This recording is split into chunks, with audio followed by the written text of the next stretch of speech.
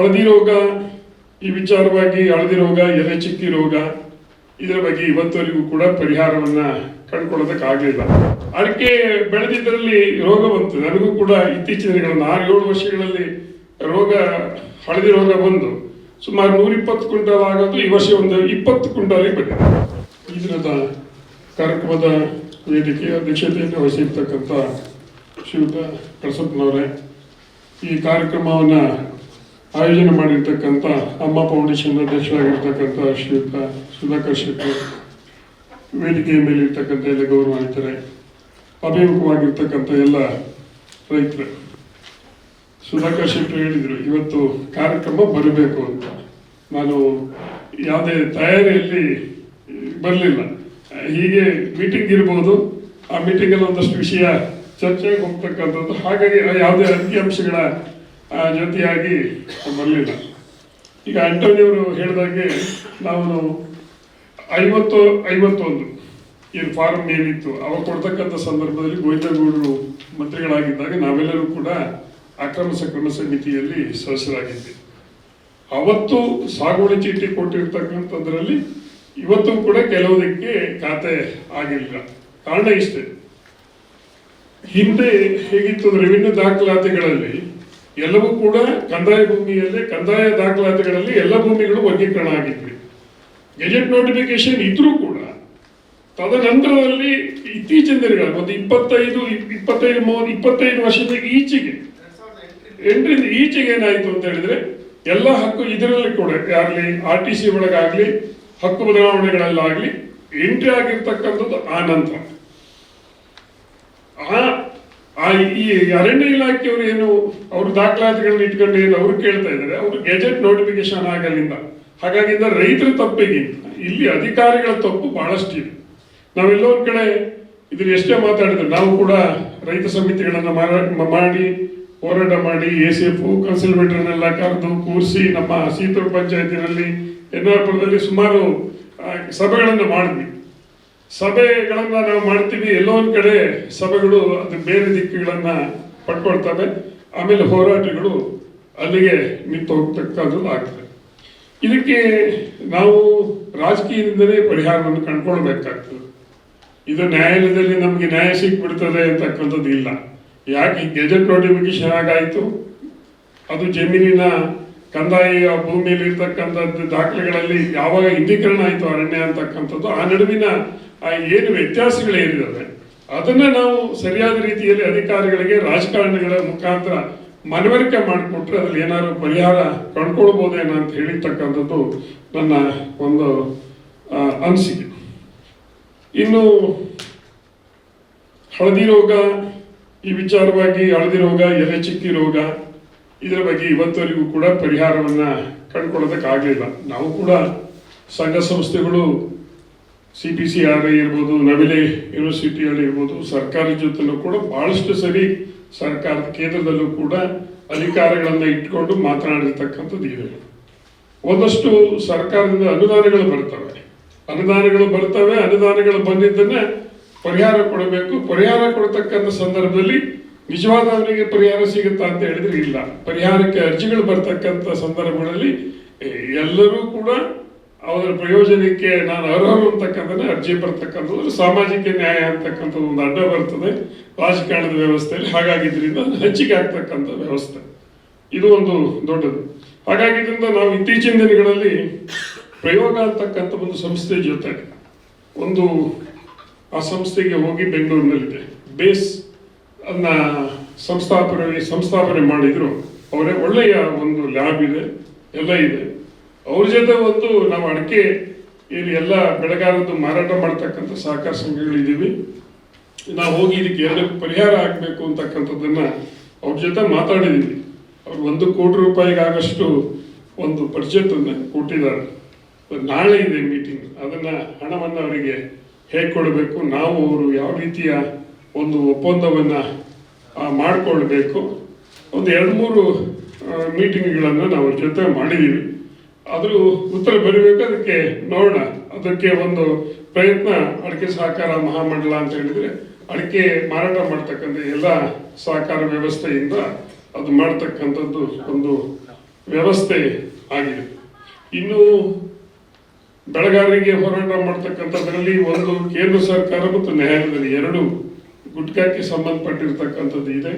ಅದಕ್ಕೂ ಕೂಡ ನಾವು ಮಹಾಮಂಡಳದ ವತಿಯಿಂದ, ಅಂದರೆ ಮಹಾಮಂಡಳ ಅಂತ ಹೇಳಿದ್ರೆ ಅಡಿಕೆ ಮಾರಾಟ, ಅಡಿಕೆ ವ್ಯವಹಾರ ಮಾಡ್ತಕ್ಕಂಥ ಎಲ್ಲ ಸಹಕಾರ ಸಂಸ್ಥೆಗಳು ಸೇರಿಬಿಟ್ಟು ಒಂದು ಒಕ್ಕೂಟವನ್ನು ಮಾಡಿಕೊಂಡಿದೆ. ಅದಕ್ಕೆ ಆಯಾ ಸಂಸ್ಥೆಯಲ್ಲಿ ಏನು ಅಡಿಕೆ ಬರುತ್ತೆ, ಆ ಅಡಿಕೆ ಬರ್ತಕ್ಕಂಥ ಅಡಿಕೆ ಮೂಟ ಮೇಲೆ 2 ರೂಪಾಯಿನ ಅದು ಹೋರಾಟಕ್ಕೆ ಸಂಘಟನೆಗೆ ಕೊಡಬೇಕು ಅಂತಕ್ಕಂಥ ನಿಟ್ಟಿನಲ್ಲಿ ನಾವು ಮಾಡಿದ್ದೀವಿ. ಆ ಇದರಿಂದ ಈಗಾಗಲೇ ಸುಮಾರು ಕಡೆ ಒಂದು ನ್ಯಾಯಾಲಯದಲ್ಲಿ ಅನೇಕ ಸಮಸ್ಯೆಗಳು ಇದ್ವು. ಅದಕ್ಕೂ ಕೂಡ ಅಡಿಕೆ ಗುಣಮಟ್ಟ, ಹೊರಗಡೆ ದೇಶದಿಂದ ಬರ್ತಕ್ಕಂಥ ಅಡಿಕೆ ಒಳ್ಳೆ ಗುಣಮಟ್ಟದ್ದು ಇಲ್ಲ ಅಂತಕ್ಕಂಥದ್ದನ್ನು ನಾವು ARDF ಮುಖಾಂತರ ನಮ್ಮದು ಲ್ಯಾಬ್ ಇದೆ, ಅಲ್ಲಿ ಪರೀಕ್ಷೆ ಮಾಡಿದ್ವಿ. ನಮ್ಮ ಮೇಲೆ ಕೇಸ್ ಹಾಕಿದ್ದಾರೆ ಕೇರಳ ಕೋರ್ಟಲ್ಲಿ. ಅದನ್ನು ಕೂಡ ಒಂದು ಹೋರಾಟವನ್ನು ಮಾಡ್ತಾ ಇದ್ದೀವಿ. ನ್ಯಾಯಾಲಯಕ್ಕೆ ತರಿಸ್ಬೇಕಾದಾಗ ನಿಟ್ಟೆ ಯೂನಿವರ್ಸಿಟಿ ಜೊತೆ ಒಂದು ಅಡಿಕೆ ಆರೋಗ್ಯಕ್ಕೆ ಹಾನಿಕರ ಅಲ್ಲ ಅಂತಕ್ಕಂಥದ್ದು ಒಂದು ಯೋಚನೆಯನ್ನು ಮಾಡಿ ಅಲ್ಲೂ ಕೂಡ ಒಂದು ರಿಪೋರ್ಟ್, ಒಂದು ಉತ್ತಮವಾಗಿರ್ತಕ್ಕಂಥ ರಿಪೋರ್ಟ್ ಬಂದಿದೆ. ಒಂದು ರಾಮಯ್ಯ ಹಾಸ್ಪಿಟಲಲ್ಲಿ ಬಂದಿದೆ. ಕೆಲವರು ವಾದ ಇದೆ, ಇವು ಯಾವಾಗೂ ರೆಕಗ್ನೇಷನ್ ಇಲ್ಲ ಅಂತ.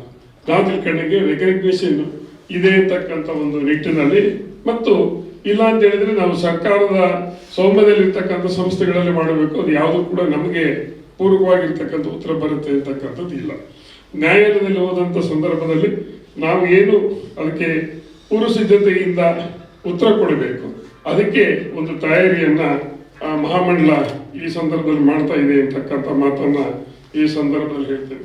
ಇನ್ನು ಅವ್ರು ಹೇಳಿದ್ರು, ಕದಂಬ ಒಂದು ಉದಾಹರಣೆ ಕೊಟ್ಟು ಇಲ್ಲಿ ಉತ್ಪನ್ನಗಳನ್ನ ಸಹಕಾರಿ ವ್ಯವಸ್ಥೆಗಳು ಮಾಡಬಹುದಾ ಅಂತ. ಖಂಡಿತವಾಗಿ ಮಾಡಬಹುದು, ಇಚ್ಛಾಶಕ್ತಿ ಬಹಳ ಮುಖ್ಯ. ಅದು ಇಲ್ಲ ಅಂತ ಹೇಳಿದ್ರೆ ಬಹಳ ಕಷ್ಟ ಆಗ್ತದೆ.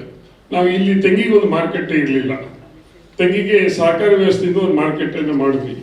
5 ವರ್ಷಗಳಿಂದ 4-5 ವರ್ಷಗಳಿಂದ ಸತತ ನಷ್ಟವನ್ನೇ ಅನುಭವಿಸಿದ್ವಿ. ಅದರಲ್ಲಿ ಈ ವರ್ಷ ಅದರಲ್ಲಿ ಒಂದು 50,000 ರೂಪಾಯಿ ಪ್ರಾಫಿಟ್ ಅನ್ನು ಕಡಿಮೆ ನಮ್ಮ ಸಂಸ್ಥೆ. ಅಲ್ಲ, ನಾವೆಲ್ಲದೂ ಕಟ್ಬೇಕು. GST ಬರಲ್ಲ, ಅದಕ್ಕೆ ಸೆಸ್ ಬರುತ್ತೆ. ನಾವು ಮಾರ್ಕೆಟಲ್ಲಿ ತೆಂಗಿನಕಾಯಿ ಖರೀದಿ ಮಾಡಬೇಕಾದ್ರೆ ಸೆಸ್ ಬರುತ್ತೆ. ನಾವು ಇವತ್ತು ರೈತರಿಗೆ ಇವತ್ತು ತೆಂಗಿನಕಾಯಿನ ಏನು ರೇಟಿಗೆ ಕೊಡ್ತೇವೆ ಅಂತಕ್ಕಂಥದ್ದು ಧಾರಣೆ ಹಾಕ್ತೀವಿ, ಏನು ಮಾರಾಟ ಮಾಡ್ತೀವಿ ಅಂತಕ್ಕಂಥ ಧಾರಣೆಯನ್ನು ಕೂಡ ಇದೆ. ನಾವು ತೀರ್ಥಹಳ್ಳಿ, NR-ಪುರ ಮತ್ತು ಕೊಪ್ಪದಲ್ಲಿ ಅದನ್ನ ಮಾಡ್ತಕ್ಕಂಥದ್ದು. ಮತ್ತು ಇನ್ನೊಂದು, ಯಾವುದೇ ವಸ್ತುವನ್ನು ತಯಾರು ಮಾಡ್ತಕ್ಕಂಥದ್ದು ದೊಡ್ಡ ವಿಷಯ ಆಗೋದಿಲ್ಲ. ಮಾರುಕಟ್ಟೆ ಬಹಳ ಮುಖ್ಯ. ಮಾರುಕಟ್ಟೆಯನ್ನು ನಾವು ಹೇಗೆ ಒದಗಿಸ್ಬೇಕು ಅಂತಕ್ಕಂಥದ್ದು. ಆಮೇಲೆ ಗುಣಮಟ್ಟದ ವಸ್ತುಗಳನ್ನು ಹೇಗೆ ತಯಾರು ಮಾಡಬೇಕು ಅಂತಕ್ಕಂಥದ್ದನ್ನು ಅವೇರ್ನೆಸ್ ಕೊಡಬೇಕಾಗ್ತದೆ. ನಾವು ಇದರಲ್ಲಿ 2-3 ಸಂಸ್ಥೆಗಳಲ್ಲಿ ನಾವು ಸ್ಥಳೀಯವಾಗಿ ಉತ್ಪನ್ನಗಳನ್ನು ಮಾಡಿರ್ತಕ್ಕಂಥದ್ದನ್ನ ಮಾರುಕಟ್ಟೆ ಮಾಡೋದಕ್ಕೆ ಹೋಗಿ ಕೈ ಸುಟ್ಕೊಂಡಿರ್ತಕ್ಕಂಥದ್ದಿದೆ. ಗುಣಮಟ್ಟ ಬಹಳ ಇಲ್ಲಿ ಮುಖ್ಯ ಆಗ್ತದೆ. ಒಂದು ಹಲಸಿನ ಹಪ್ಪಳ ಮಾಡಬೇಕು ಅಂತಿದ್ರೆ ಅದಕ್ಕೆ ಒಂದೇ ರೀತಿಯಲ್ಲಿ ಎಲ್ಲರಿಗೆ 10 ಜನ ಮಾಡಲಿ 20 ಜನ ಮಾಡಲಿ ಅವ್ರಿಗೆ ನಾವು ತರಬೇತಿಯನ್ನು ಕೊಡಬೇಕಾಗ್ತದೆ. ಈ ಸಿರ್ಸಿ ಭಾಗದಲ್ಲಿ ಏನಾಗುತ್ತದೆ ಅಂತ ಹೇಳಿದ್ರೆ ಆ ಥರದ ಕಾರ್ಯಕ್ರಮಗಳಾಗ್ತದೆ.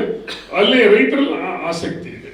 ಇಲ್ಲಿ ಅದು ಮಾಡೋದಕ್ಕೆ ನಾವು ಅದನ್ನು ಯೋಚನೆ ಮಾಡಿದ್ವಿ, ಅದು ಬಹಳ ಕಷ್ಟ ಆಯಿತು. ಈಗ ಹಾಗೆ ನನ್ನ ಕೇಳಿದ್ರೆ ನಾನು ಆ ಉತ್ಪನ್ನವನ್ನು ಮಾಡ್ತೀನಿ. ನನ್ನ ಮನೆಯಲ್ಲಿ ನನ್ನ ತೋಟದಲ್ಲಿ ಆಗ್ತಕ್ಕಂಥದ್ದು ಹೆಚ್ಚು ಕಡಿಮೆ 1 ಲಕ್ಷ ಹಪ್ಪಳವನ್ನು ನಾವು ಮಾಡ್ತೀವಿ. ಅದಕ್ಕೆ ನಾವು ನಾವೆಲ್ಲೂ ಕೂಡ ಮಾರುಕಟ್ಟೆಯನ್ನು ಹುಡ್ಕೊಂಡು ಹೋಗೋದಿಲ್ಲ, ಆಗತ್ತೆ. ಅಡಿಕೆ ಬೆಳೆದಿದ್ದರಲ್ಲಿ ರೋಗ ಬಂತು. ನನಗೂ ಕೂಡ ಇತ್ತೀಚಿನ 6-7 ವರ್ಷಗಳಲ್ಲಿ ಹಳದಿ ರೋಗ ಬಂದು ಸುಮಾರು 120 ಕ್ವಿಂಟಲ್ ಆಗೋದು ಈ ವರ್ಷ ಒಂದು 20 ಕ್ವಿಂಟಾಲಿಗೆ ಬಂದಿದೆ. ಸಡನ್ ಆಗಿ ಇದಾಗಿ ಅಡಿಕೆಯಲ್ಲಿ ಮೌಲ್ಯವರ್ಧನೆ ಮಾಡಬೇಕು ಅಂತ ಹೇಳಿ ಅಡಿಕೆ ಹಾರವನ್ನ ನಾವು ಮಾಡ್ತೇವೆ. ಅಡಿಕೆ ಹಾರ ಮಾಡಿಬಿಟ್ಟು ಅಡಿಕೆ ಹಾರವನ್ನು ಮೌಲ್ಯವರ್ಧನೆ ಮಾಡಿ ಇವತ್ತು ಅದು ಕೂಡ ಅಂದ್ರೆ ಮಾಡೋದಕ್ಕೆ ಅಂದ್ರೆ ಇಚ್ಛಾಶಕ್ತಿ ಬೇಕು. ರೈತರು ತನ್ನ ಭೂಮಿಯಲ್ಲಿ ತಾನು ಬೆಳೆದಿರ್ತಕ್ಕಂಥದ್ದು ತಾನು ಮಾರುಕಟ್ಟೆ ಮಾಡತಕ್ಕಂಥದ್ದನ್ನ ಕಂಡುಕೊಳ್ಬೇಕಾಗ್ತದೆ. ಇಲ್ಲ ಸಹಕಾರಿ ವ್ಯವಸ್ಥೆ ಮಾಡಬೇಕಾಗ್ತದೆ. ಸಹಕಾರಿ ವ್ಯವಸ್ಥೆ ಮಾಡಬಹುದು. ಆ ಸಂಸ್ಥೆಯ ಸದಸ್ಯರಿಗೆ ಬಹಳ ಇಚ್ಛಾಶಕ್ತಿ ಇರಬೇಕು. ಇಚ್ಛಾಶಕ್ತಿ ಇದ್ರೆ ಮಾಡಬಹುದು ಅಂತಕ್ಕಂಥದ್ದು ನನ್ನ ಒಂದು ಅನಿಸಿಕೆ. ಇದೊಂದು ಉತ್ತಮವಾಗಿರ್ತಕ್ಕಂಥ ಒಂದು ರೈತರಿಗೆ ಪೂರಕವಾಗಿರ್ತಕ್ಕಂಥ ಯೋಚನೆಯನ್ನು ಮಾಡಿರ್ತಕ್ಕಂಥ ಒಂದು ಕಾರ್ಯಕ್ರಮ. ನಾನು ಕ್ಷಮೆ ಕೇಳ್ತೇನೆ, ಯಾಕೆಂದ್ರೆ ಕೇಳಿದ್ರೆ ನಾನು ಅಂಕಿಅಂಶಗಳು ಇದ್ದೇನೆ ರೆಡಿಯಾಗಿ ಬರಲಿಲ್ಲ. ಇಲ್ಲ ಅಂತ ಹೇಳಿದ್ರೆ ನಿಮ್ಮ ಜೊತೆ ಒಂದಷ್ಟು ಮಾತಾಡ್ಬೋದಾಗಿತ್ತು. ಇವತ್ತು ಕೂಡ ಅಡಿಕೆ ಬ್ಯಾನ್ ಆಗಿದೆ ಒರಿಸ್ಸಾದಲ್ಲಿ. ಇವತ್ತು 3,000 ರೂಪಾಯಿ ಮಾರ್ಕೆಟ್ ಮೇಲೆ ಪರಿಣಾಮ ಬೀರಿದೆ. ಆಮೇಲೆ ಅದಲ್ಲದೆ ಸೌತ್ ಇಂಡಿಯಾ ಮತ್ತೆ ಸೌತ್ ಕಂಟ್ರಿ ಏನಿದೆ ಅದರಲ್ಲೂ ಕೂಡ ಅಡಿಕೆಯ ಪರಿಣಾಮದ ಬಗ್ಗೆ ಇವತ್ತು ಗೂಗಲ್ ಮೀಟ್ ಇತ್ತು. ನಾನು ಒಂದು ಕಾರ್ಯಕ್ರಮ ಇರೋದ್ರಿಂದ ಅದನ್ನು ಎಸ್ಕೇಪ್ ಮಾಡಿ ಇಲ್ಲಿ ಬಂದೆ. ಇವತ್ತು ಒಂದಷ್ಟು ಬಹಳ ಸಮಸ್ಯೆ ಅಡಿಕೆ ಮೇಲೂ ಕೂಡ ಇದೆ. ಅಡಿಕೆ ಹೋಗ್ತಕ್ಕಂಥ ತೋಟ ಕಡಿಮೆ ಇದೆ, ಬೆಳೀತಕ್ಕಂಥ ಪ್ರದೇಶ ಸಿಕ್ಕಾಪಟ್ಟೆ ಇದೆ. ಇವತ್ತು ಬೈ ಪ್ರದೇಶ ಇರ್ಬೋದು, ಆಂಧ್ರ ಪ್ರದೇಶ ಇರ್ಬೋದು, ತಮಿಳುನಾಡು ಇರ್ಬೋದು, ಬಹಳಷ್ಟು ಅಡಿಕೆಯನ್ನ ಬಯಸುಮೆ ಬೆಳೆಯೋದ್ರಿಂದ ಸಾಂಪ್ರದಾಯಿಕವಾಗಿ ಬೆಳೀತಕ್ಕಂಥ ಅಡಿಕೆ ಪ್ರದೇಶದವರಿಗೆ ಬಹಳ ಕಷ್ಟನೇ. ಯಾಕೆಂದ್ರೆ ಇಲ್ಲಿ ಖರ್ಚು ಜಾಸ್ತಿ ಆಗಿರೋದ್ರಿಂದ ಅಲ್ಲಿ ಬಹಳ ಬಯಲು ಪ್ರದೇಶಗಳಲ್ಲಿ ಕಡಿಮೆ ಖರ್ಚಿನಲ್ಲಿ ಅಡಿಕೆನ ಬೆಳೆಯೋದಕ್ಕಾಗತ್ತೆ. ನಮಗೆ ಆ ರೀತಿ ಆಗೋದಿಲ್ಲ. ಅಂದ್ರೆ ಸಾಂಪ್ರದಾಯಿಕವಾಗಿರ್ತಕ್ಕಂಥವ್ರು ಬಹುತೇಕ ಬಯಲು ಪ್ರದೇಶಗಳಲ್ಲಿ ಇರ್ತಕ್ಕಂಥವ್ರೆ ಮಲೆನಾಡಿನವರೇ ಬೆಳೀತಕ್ಕಂಥವ್ರು ಇದ್ದಾರೆ. ಅದನ್ನು ಕೂಡ ಅಶ್ಯೂರ್ಡ್ ಇರಿಗೇಷನ್ ಆಕ್ಟ್ ಪ್ರಕಾರ ಅಲ್ಲಿ ಇದನ್ನೇ ಬೆಳಿಬೇಕು ಅಂತ ಹೇಳಿ ಎಲ್ಲೋ ಒಂದ್ ಕಡೆ ನಾವು ವಿಚಾರ ಇತ್ತಿದಾಗಲೂ ಕೂಡ ನಾವು ಗೊಂದಲಕ್ಕೆ ಸಿಕ್ಕಾಕೊಂಡಿರ್ತಕ್ಕಂಥದ್ದು ಉಂಟು. ಒಂದಷ್ಟು ಅಂಶಗಳನ್ನು ನಾನು ಟಿಪ್ಪಣಿಯೊಂದಿಗೆ ನಿಮಗೆ ಮತ್ತೆ ಕೊಡ್ತೇನೆ ಅಂತಕ್ಕಂಥ ಮಾತನ್ನ ಹೇಳ್ತಾ ಈ ಸಂದರ್ಭದಲ್ಲಿ ಮಾತಾಡಲಿಕ್ಕೆ ಅವಕಾಶ ಮಾಡಿಕೊಟ್ಟಿರ್ತಕ್ಕಂಥ ವೇದಿಕೆ ಮೇಲಿರ್ತಕ್ಕಂಥ ಅಧ್ಯಕ್ಷರು ಮತ್ತು ಈ ಕಾರ್ಯಕ್ರಮದ ಆಯೋಜನೆಯನ್ನ ಮಾಡಿರ್ತಕ್ಕಂಥ ಸುಧಾಕರ್ ಶೆಟ್ಟಿಗೆ ಮತ್ತು ತಮಗೆಲ್ಲರಿಗೂ ವೇದಿಕೆ ಮೇಲೆ ಇರ್ತಕ್ಕಂಥವರೆಲ್ಲರಿಗೂ ವಂದಿಸಿ ನಾನು ಮಾತನ್ನು ಮುಗಿಸ್ತೇನೆ. ನಮಸ್ಕಾರ. ಈ ರೀತಿಯ ಇನ್ನಷ್ಟು ವಿಡಿಯೋಗಳು ನಿಮಗೆ ಸಿಗಬೇಕೇ? ಹಾಗಾದ್ರೆ ಈಗಲೇ ನ್ಯೂಸ್ ಮಲ್ನಾಡ್ ಚಾನೆಲ್ನ ಸಬ್ಸ್ಕ್ರೈಬ್ ಆಗಿ, ಕೆಳಗಿರೋ ಸಬ್ಸ್ಕ್ರೈಬ್ ಬಟನ್ ಮೇಲೆ ಕ್ಲಿಕ್ ಮಾಡಿ ಉಚಿತವಾಗಿ ಸಬ್ಸ್ಕ್ರೈಬ್ ಆಗಿ. ನಿಮ್ಮ ಒಂದೊಂದು ಸಬ್ಸ್ಕ್ರೈಬ್ ಕೂಡ ನಮಗೆ ಬೆಂಬಲ, ಸ್ಫೂರ್ತಿ.